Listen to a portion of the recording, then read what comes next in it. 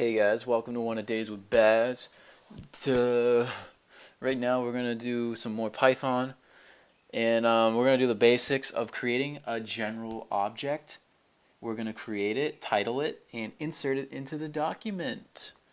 All right, so let's get started. We're gonna make a new file, and I'm going to reference my prior work to do this. So, first thing you always want to do is input C4D. And with all of these little examples, we can make a script and run it, or we can make a Python tag on some object or null object, and we can run that too. And sometimes it's actually more convenient to just do it from a Python tag. So I'm actually going to do that instead. Here's our some remnants from the last tutorial. Let me just make a new file, make a null object, and right click, scripting tags Python. Okay, so if you didn't already get this Python expression editor, the console is also a great thing to have open, but you can go into the attributes and open the Python editor, and let's make the code. So I'm just going to reference the only reason why I know any of this is what I've written in here. So let's do, we can add a null or we can add a cloner. All right, this is great. We're going to do both.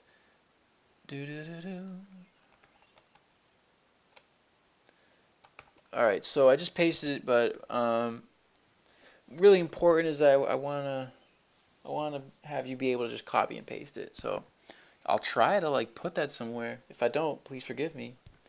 Null, this is just a null object. So in this case, you go into the Python SDK to find a bunch of constants for objects, but beware, there are some objects that don't have one. They're not even listed in the documentation. So for those, I'm going to teach you how to find the IDs of those guys too, so that you can make anything.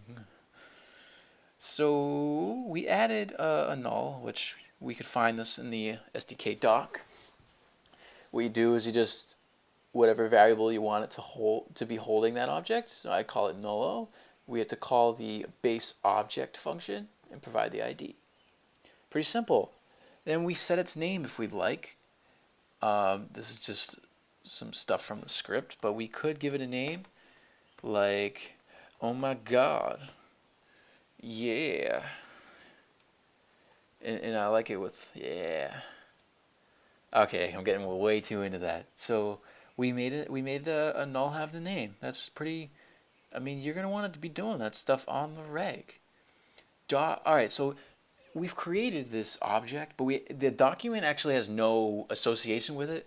This is something that you're going to learn, is that as you do the Python SDK, you always need to make sure that the document, these objects get inserted into the document. So, and that's how we do it. We use this apparently like a global variable. It's already there called doc, and you can insert the object. So we're going to insert the null.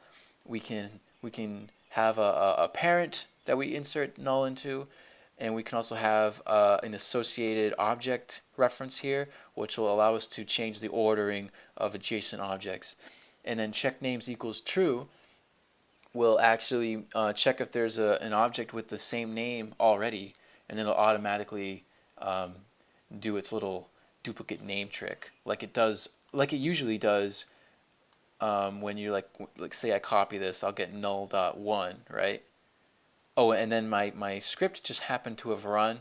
This is something you gotta watch out for, is that this thing will run when you changed views. For instance, like I just went from the script, it'll just decide to run. So, but I'm sorry about that. We're trying to talk about how when you make a duplicate object, you get like the dot and then a number, and then that'll happen again and again. I'm gonna see, this is, oh god, we have to disable it.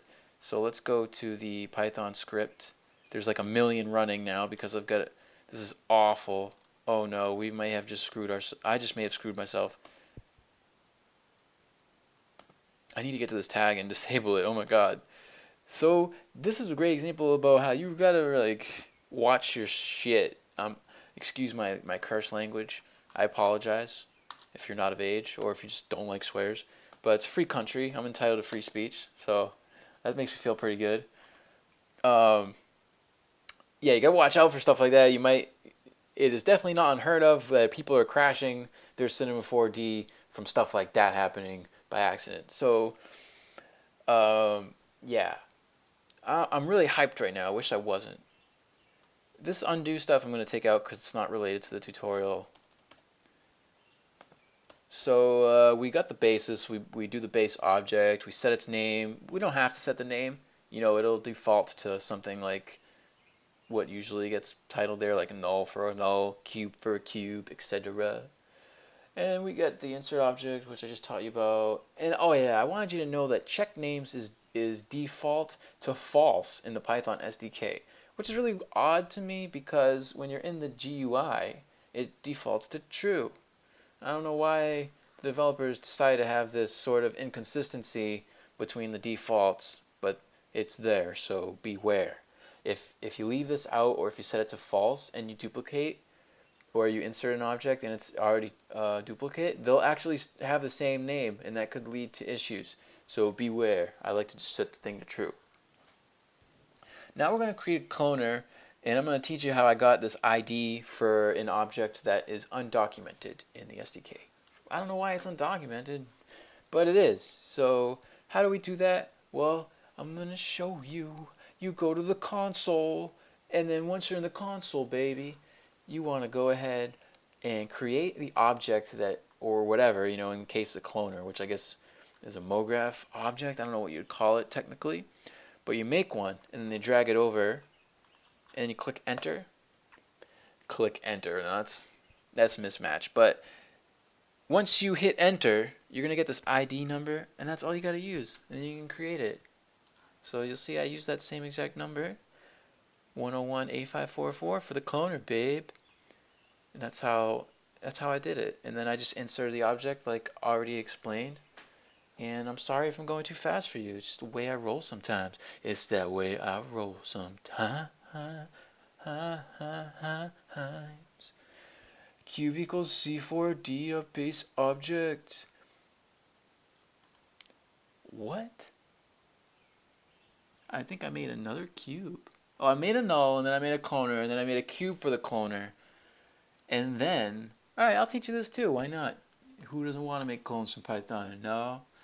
Cube, so how did I get that? Well, I've already taught this in another tutorial of mine.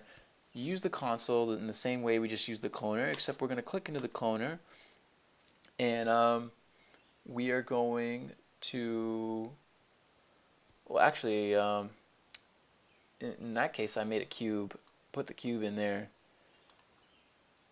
I'm sorry, I was thinking about showing you how to adjust the cloner, but I actually adjust the cube in my script first. So cube, and then I use this constant that I obtained. And the way I obtain the constant is in the cube, we can actually just drag this size. It happens to be a vector, so you're going to get that whole thing as 1.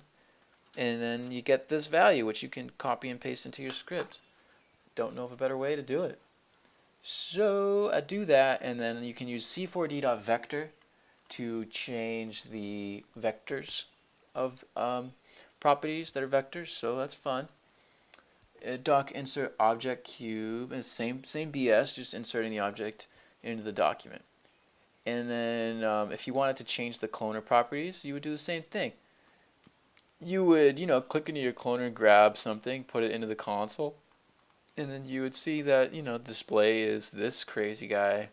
And then you can say, Baba, you know, when we make a cloner, we use the cloner name, and then we can say, cloner, crazy ID that you got, which I didn't copy and paste it, but equals whatever, or you can use that to read it. So I know I'm going fast, it's just the way I am. Alright, so that's how you make the objects. I even showed you how to tweak object parameters and make a cloner.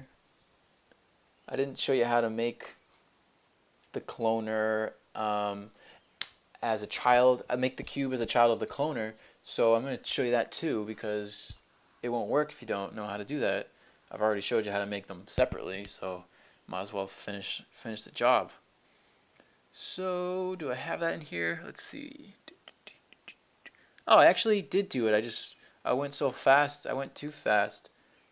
But yeah, I just made the cube. Notice that I made the cloner first, and then I made a cube. And when I inserted it into the document with the doc.insert object function, I said parent equals cloner, and that's how it works.